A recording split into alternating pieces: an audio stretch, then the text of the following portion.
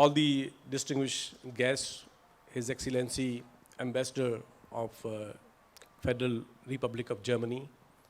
I can see a wonderful galaxy of old friends, some new faces, and I heartily congratulate Friedrich Naumann Stiftung for organizing this evening, not only to share the experiences that we had last year during those webinars and about the contents and message of the book and about the artistic creative work done by Shatun, but also to sensitize society of Pakistan about the significance and importance of diversity. So I think it's a long journey that we started last year, and it continues. I hope it will also continue in the future as well. And secondly, I am deeply thankful to FNF for this great opportunity that they gave to me as well as being part of this whole process. And it was just as Dr. Birgit Lum and Tawseeq have already told you, that this is really an interesting story. I could remember one fine evening back in 2019, by the end of 19, we were sitting in Serena, Quetta, and there was a training that was going on in Serena and by FNF, and I was conducting the training course. And in the evening, we both were sitting in the lobby and room, and then Dr. Birgit Lum shared this idea that for 2020, we have chosen the theme of diversity for our activities, seminars and trainings and publications and whatever they had planned. And then you all know that pandemic came, and the entire world was compelled to be inside, and there was no activities, there was no activism, and we all were confined to our homes and small spaces. And then I think it was April 2020 when Dr. Birgit Lum again asked me to think that what we can do in this difficult year. And then after the whole process of discussion and dialogue and coining various ideas, we came to the conclusion that physically we would not be able to do those seminars or workshops. Then why not go for webinars? And you all know that that became a very popular fashion last year. And I think this is also one of the contributions of COVID-19, that now webinars are integral part of our life. So this is how we started this process and whole journey. And during those 5 webinars, we had a variety of speakers from all over Pakistan. And they were from academia, they were from politics, they were from parliamentarians. So it was kind of, again, a diverse range of speakers participated in this whole process. And I can really proudly say, because that entire discourse is available on YouTube, and we were able to generate and construct a substantial democratic federal discourse about diversity, especially with respect to the state and society of Pakistan. And that whole process resulted in the form of the book that is in your hands. And though I did not write those papers or chapters after these sessions, those were written before the sessions.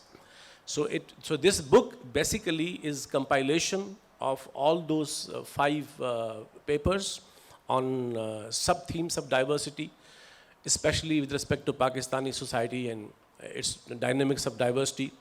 and I included one more chapter of conclusion and way forward. And I would really like you all to spare some time and go through it, because the book is not just depiction of the diversity or the variety of diversity that we in Pakistan. The book also brings some quality analysis, some research-based facts, and reflections of Pakistani society in terms of diversity. And above all, the book comes up with some workable and doable recommendations or suggestions, and I strongly believe if those would be incorporated in our public policy, in government policies, and those would be reflected in mass discourse or public discourse and public domain, and if political parties especially could really take advantage of this whole discourse and book, they can also alter their policies, or they can develop their policies on diversity in Pakistan. Now, in the end, taking the advantage of the presence of such a galaxy of wonderful people and thinking minds, let me say a few words about the subject that is dealt in the book. We all know that Pakistan, and it's not only Pakistan, but all the federations of the world were born out of diversity. So diversity happens to be the rationale behind the emergence of all the federations. There are some 29 federations in the world out of 194 member countries of UNO.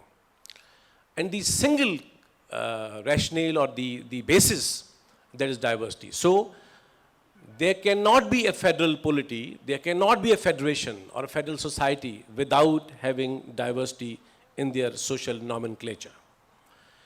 But like many other federations, unfortunately, Pakistan, since its inception, instead of honoring and accepting and celebrating diversity, we could not lay the foundation of this newly born federation back in early 50s on the basis of principle, a globally agreed and celebrated principle of unity in diversity.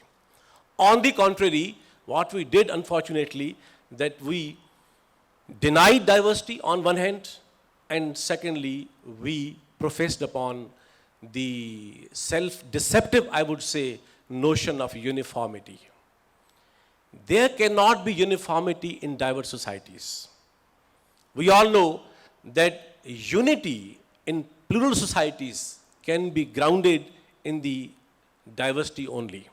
But after having passed almost 7 decades, still we are discussing and we are trying to sensitize the state and polity and the governments and the society of Pakistan that how society, diversity should be dealt, how it should be treated, and how it should be celebrated and secured.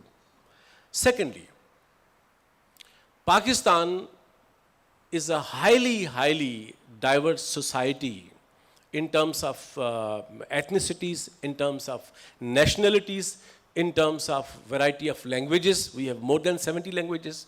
In terms of regional topography, in terms of culture, in terms of traditions of literature and art, in terms of classical and modern traditions of poetry and fiction and non-fiction and all genres of literature. So Pakistan, like many other federations, is a highly diverse society that needs to be understood. But the problem is that this diversity, which could have worked as a source of unity for this state and society, this diversity can really work as a strength of the society. But unfortunately, we have turned this opportunity, this organic diverse reality of Pakistan, we have transformed and turned this reality into a source of conflict among the populations, among the regions, among the people, among the citizens, among the diverse groups, among the religious groups. So that continues to be a bone of contention in Pakistani state and society. And that was basically the aim to pen down this book, that unless we do not influence state policies, unless we do not influence public policies, we do not alter our constitution to accommodate diversity, unless we do not go for new legislation at provincial level to honor and recognize provincial languages, we would not be able to make Pakistan a genuine, real federation. And this is the whole idea, this was the whole idea behind this book. And I strongly believe that diversity can work in both ways. Diversity can divide society, diversity can be a source of conflict if it is denied. And diversity can work as a dynamic of unity if it is honored and secured and celebrated.